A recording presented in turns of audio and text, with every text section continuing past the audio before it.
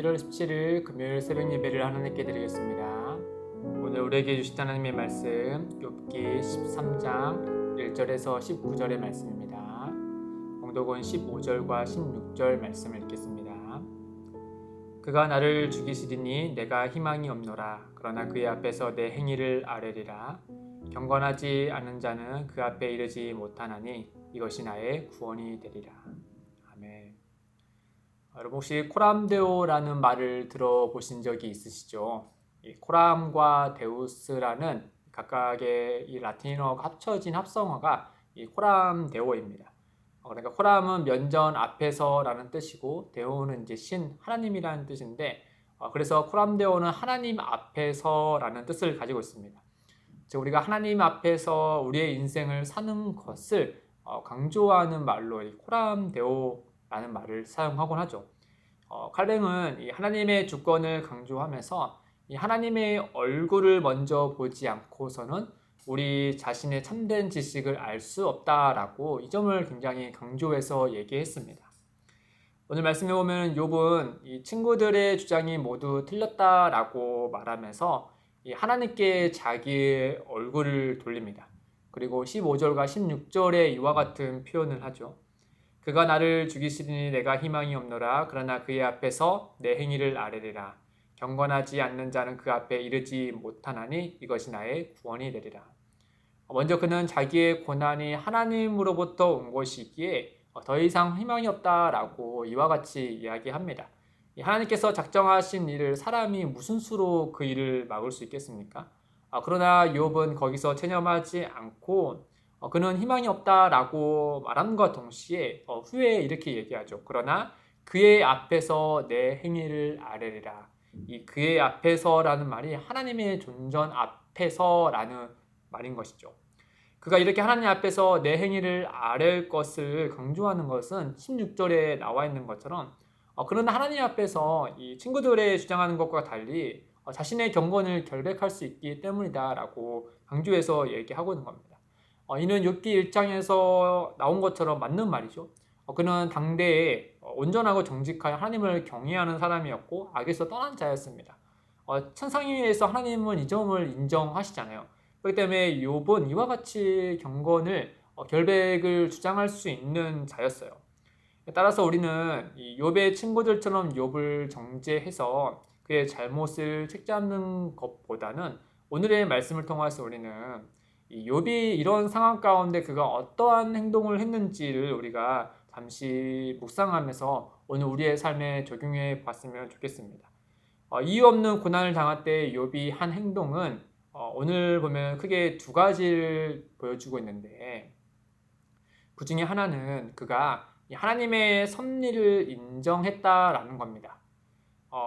그가 죽이시리니 라는 표현을 하고 있지 않습니까? 이 모든 고난이 하나님으로부터 왔다. 하나님의 손 아래 있다. 하나님의 섭리 아래 있다라는 점을 그는 계속해서 이야기하고 있잖아요.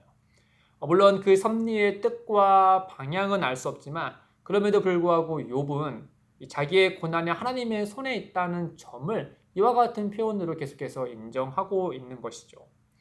둘째는 하나님의 섭리를 인정하는 자는 하나님 앞에서 하나님께 아뢰 수 있다라는 점을 우리에게 이야기해 주고 있어요. 욥은 자기의 상황을 다 이해할 수 없지만 그럼에도 불구하고 그는 하나님 앞에 나아갑니다. 그리고 하나님께 아뢰죠. 물론 자기의 결백을 주장하기 위함으로 하나님 앞에 나아가지만 그보다 욥은 지금 계속해서 강조하고 있는 것은 하나님과 대면하여서 이야기하고 싶다라는 점이에요. 이 점을 계속해서 말씀하고 있는 거죠.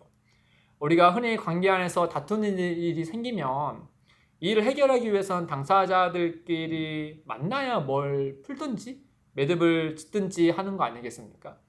친구들은 욥이 스스로 지은 죄와 관련해서 그 안에서 매듭을 짓기를 원하지만 욥은 그게 아니거든요. 그래서 그 문제가 아니라 이 모든 일을 하나님으로부터 왔으니 하나님과 이야기하고 싶어하는 욥의 모습을 우리가 볼 수 있는 거죠. 이를테면 시편 13편을 잠시 한번 보시면은 이 시인이 자기가 당한 고난 앞에서 하나님께 이 말을 계속해서 강조하는데요.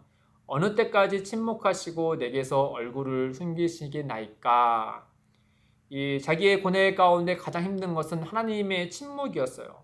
그래서 어느 때까지 하나님께서 제게 얼굴을 숨기시겠습니까? 이걸 계속해서 하나님께 부르짖는 거죠.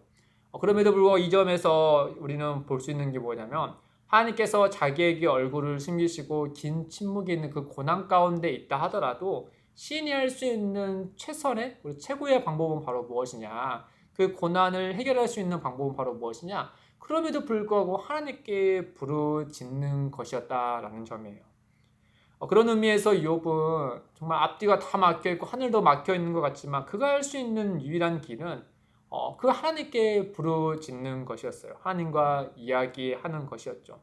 하나님이 자기의 얼굴을 숨기시려 하더라도 그는 하나님을 뵈야 했습니다. 현재 욥에게 하나님께서 응답하시지 않지만 마지막에 가서 하나님께서 그에게 나타나시죠. 그리고 하시는 말씀을 보면은 욥이 하나님께 부르짖는 이야기를 다 듣고 계셨음을 우리는 알 수 있습니다.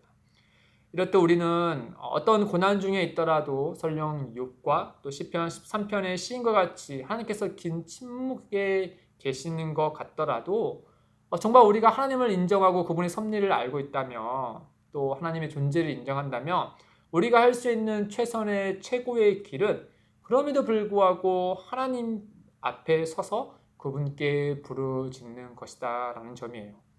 하나님은 그분의 뜻에 따라 응답의 유무를 자유롭게 하실 수 있는 분이시죠. 우리의 편에서 그러나 우리의 편에서 중요한 것은 바로 무엇이냐? 그 응답의 유무를 떠나서 하나님께서 그럼에도 불구하고 듣고 계시다라는 점을 우리는 믿는 것입니다.